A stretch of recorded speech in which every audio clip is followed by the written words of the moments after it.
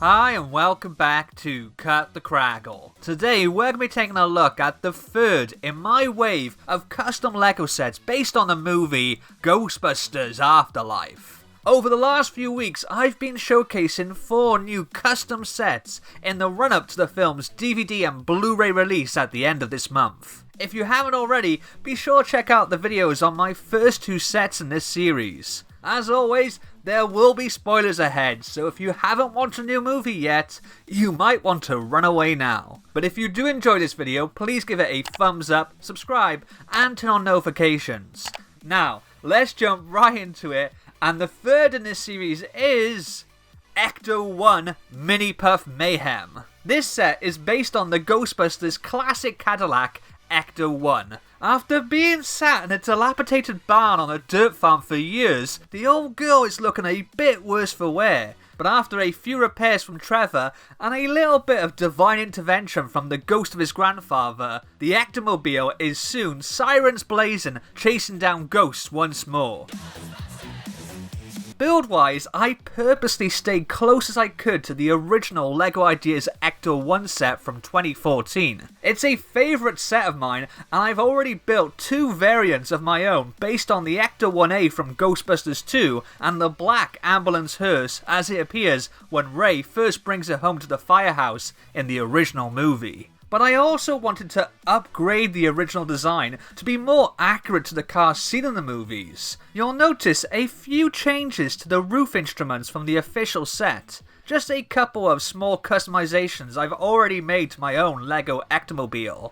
I was also inspired by Brent Waller, the fan designer of the original LEGO Ideas submission. He recently posted a video where he redid his old design, so like him, I've also incorporated a flip-up hood with a concealed engine bay underneath. I think this is a really cool detail, and it means you can now have Trevor working on and repairing the car. Since this version of the car is based on the third movie, there's a few new printed pieces to add some rusty detail along the bottom of the bodywork and doors, and a brand new rusty and scratched up version of the original license plate tile. You'll notice that this set also comes with a minifig scale version of the RTV or remote trap vehicle. Of course, one detail I knew I absolutely had to include on this Afterlife era Ectomobile is the gunner seat. It was in the money shot in the first proper trailer and features in one of the film's coolest sequences where the kids bust their very first ghost. Down below that, you'll notice a selection of new custom figures as well, but we'll get to them a little bit later on.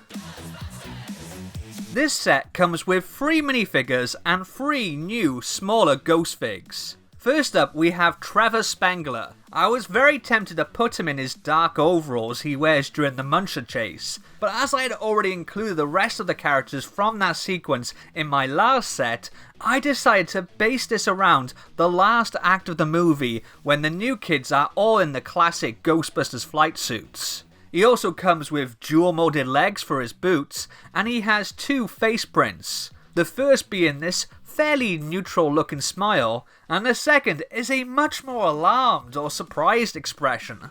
Next up, we have Podcast. This is his second minifigure in my series. He uses the same hair and goggles piece from my Rust City set, but everything else is brand new and exclusive to this version. You can see he's wearing a very baggy and oversized flight suit. The belt is knotted around his waist to stop it falling down, and you can see the legs are bunched up around his feet over the tops of his colourful trainers. Podcast has also sharpied his name on the space where a name tag is normally stitched, and he's been splattered in marshmallow. Like Trevor, he has 2 face prints. The first is this scared or shocked face, and then we have an aggressive looking battle cry for when he takes hold of the PKE meter and starts zapping at the horde of Mini-Puffs that have laid siege to ECTO-1.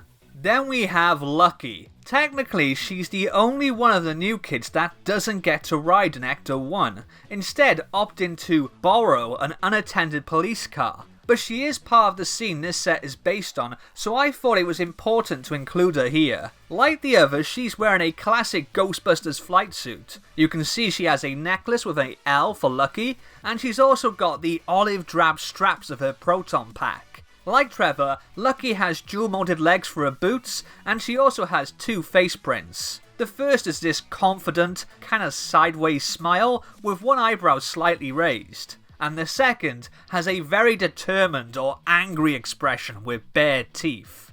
As well as our new Ghostbusters, this set comes with 3 Mini-Puft figures. These of course are based on the cute but murderous bite-sized marshmallow men that are first seen terrorizing Mr. Gruberson at his local Walmart. Other supermarkets are available. Obviously, these are miniature versions of the gigantic Stay Puft that marched down Central Park West in the first Ghostbusters movie. But I also suspect they were inspired by an old, real Ghostbusters story, The Return of Mr. Stay Puft. It was one of my favourite Ghostbusters books to read when I was little. I wanted my LEGO Mini-Puffs to be around the same size as a LEGO Friends pet figure, with a single stud at bottom for connection. I looked to a bunch of different sources for inspiration, including the Hasbro Plasma series figures, as well as a bunch of fan-made models for 3D printing. The finished result is 3 different figures, so you can use them in different scenarios and situations. I even gave one a bar piece as part of the mold,